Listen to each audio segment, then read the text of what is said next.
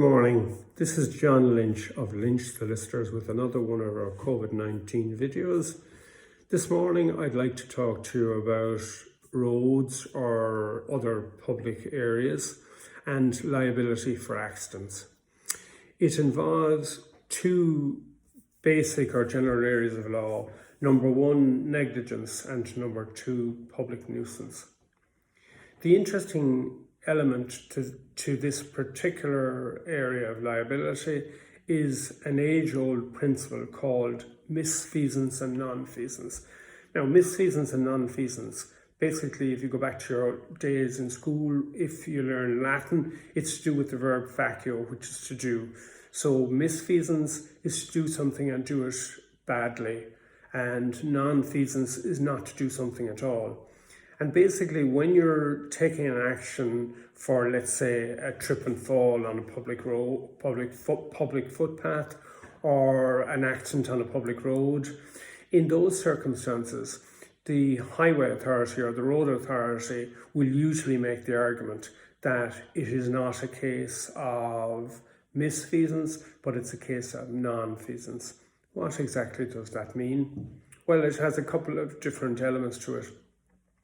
The first element that you could point to is that unless you can establish that the road or footpath was at some stage repaired and repaired badly, you cannot make a claim on the basis of their failure to repair in its own. So therefore, put simply, if it turns out that they never touched the footpath, never repaired the footpath, then you can't make a claim. If it turns out that they did repair the footpath and you can prove that they repaired the footpath, under those circumstances, if you can prove that they did it badly, you'll succeed in your claim.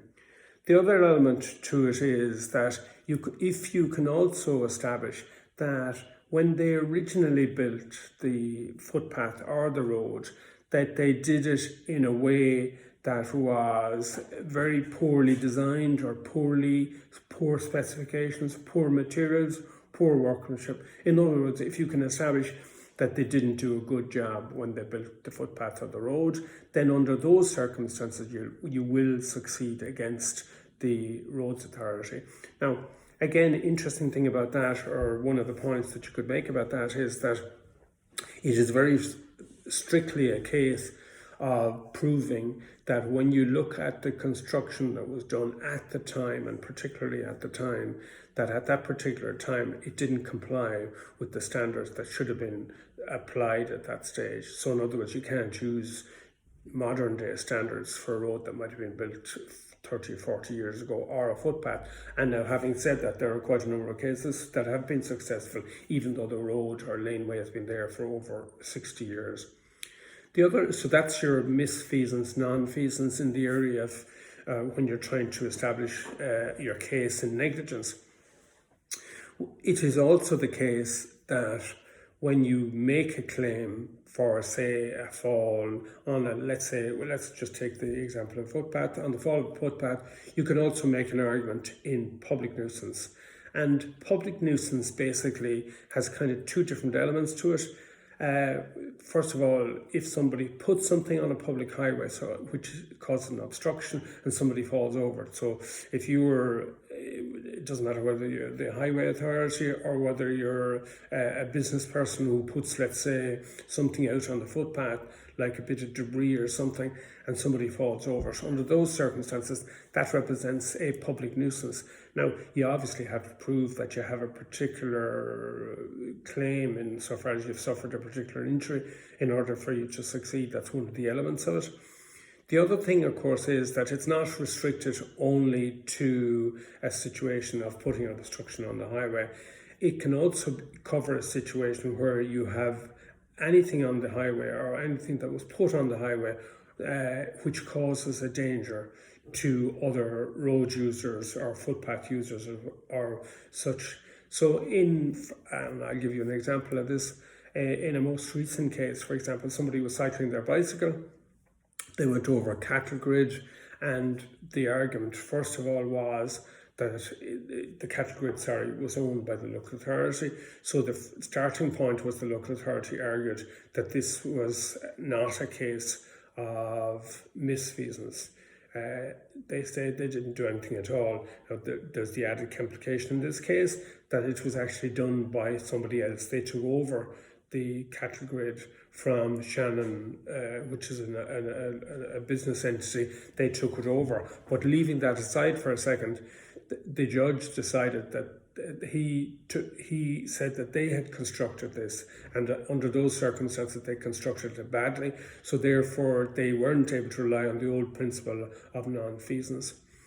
They also made the argument of public nuisance, and basically what the judge said was that because the cattle grid caused a danger, that under those circumstances there was also a case to be made in public nuisance.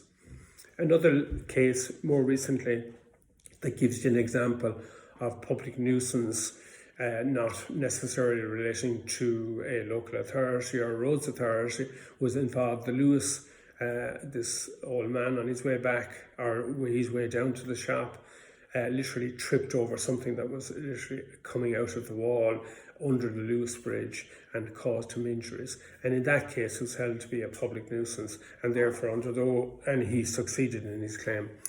So just to wrap up, the 2 points that I'm making is that where you're dealing with a public authority, particularly a roads authority, you must establish misfeasance if you're to succeed in a claim for injuries against the roads authority. The makeup of misfeasance is that either a repair was carried out by the roads authority and done badly, i.e. negligently, and or you're in a situation where the original construction was done badly and or negligently, and therefore you can succeed. And just before I finish dealing with public authorities, there's one other thing that should be borne in mind when you're dealing with a local authority or a public authority, is that they are usually covered in anything that they do by virtue of them being a public authority. So in other words, what I mean by that is that if a local authority is repairing the road and does those repairs, which they're obliged to do, but they're not legally obliged to do it, but they are able to carry out those repairs, they are empowered to carry out the repairs. Sorry, I'm just going to digress for a second. There's one other thing that should be borne in mind, by the way, and that is that under the Civil Liability Act, there is a section, I think it's section 60, which effectively will make local authorities responsible in negligence for anything that occurs on a road or a footpath, but that is not yet law. That would get rid of this old misfeasance, non-feasance difference or differential. Sorry, back to the general situation with a public authority and its responsibility in negligence. The bottom line on it is that you can't sue a local authority for doing what they're entitled to do by law. So if they're entitled to carry out repairs on a road and they block off your business and it means that you have a loss as a result of that, you can't issue proceedings against them for those losses. However, that is subject to the rider that if they carry out their statutory duties in a negligent way, then you are entitled to succeed and make a case against them in negligence. So, for example, the common situation there, when you're driving your car on the road, you'll often see that there's quite very detailed and specific safety conditions when a local authority is doing work on the roadway. So you get your flagman, you get your lights, etc. Now, in those circumstances, the reason that they do that is that although they're entitled to carry out the repairs on the roadway, if they do them negligently, they may be answerable to somebody who suffers an injury as a result of negligence. And that's your kind of classic case of they forget to, let's say, put a protective guard around a hole that they've dug when they're carrying out repairs and somebody falls into it. Obviously, in those circumstances, there is a case to be answered or to be made in negligence. One final point just before I go is that when you're dealing with local authorities, sorry, it's just a slip of mind now, so I'm going to cut this off. Just by way of an addition to my misfeasance, non-feasance video, I just want to add in one extra element which I didn't mention, which actually I tried to mention at the end but couldn't remember, and that's the issue of third parties.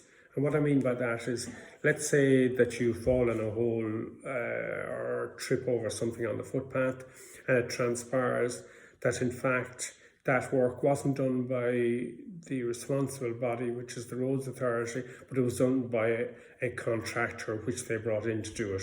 Commonly you might have the ESB, Board Gosh or somebody like that going in to do the work. In those circumstances, just from a purely practical point of view, your first point of contact in terms of kind of making a claim is against the Roads Authority, because the Roads Authority has a responsibility for the road.